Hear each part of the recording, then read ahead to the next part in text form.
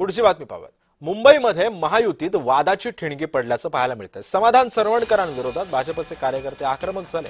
पराभवामुळे समाधान सरवणकर नैराश्यामध्ये गेलेत। भाजपमध्ये गेलेल्या संतोष धुरेंनी सरवणकरांवरती टीका केली, तर स्वतःच्याच पराभवाचं खापर भाजपवर फोडतायत असं ठाकरे गटाचे आमदार महेश सावंत यांनी निशाणा साधलाय। पाहूया।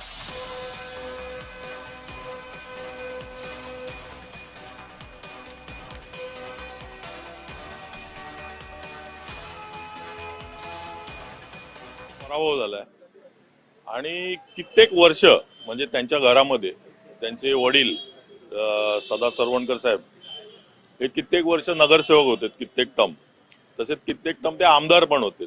म्हणजे त्यांनी नेहमीच जीत बघितलेली आहे। त्याच्यानंतर हे मला वाटते समाधान सरवणकर पण ज्यावेळेला उभे राहिले आणि ते निवडून आले, त्यामुळे त्यांनी प्रत्येक वेळेला जीत बघितलेली आहे, त्यांनी हार ही बघितलेली नव्हती। त्यामुळे खूप वाईट वाटतं। सबसे चुकीचा आरोप करतात आहे ते।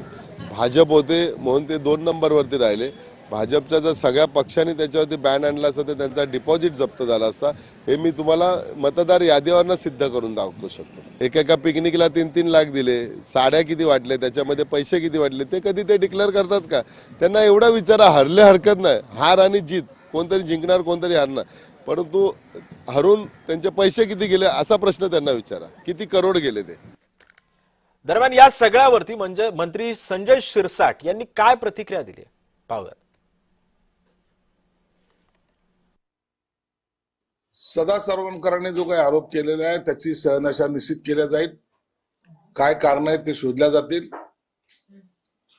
अनेक ठिकाणच्या जे काही तक्रारी प्राप्त झाल्या आहेत त्याच्यावर शिंदे साहेब स्वतः निर्णय घेणार आहेत आणि हे जे काही पराभूत उमेदवार आहेत त्यांना सुद्धा चर्चेला बोलवणार आहेत।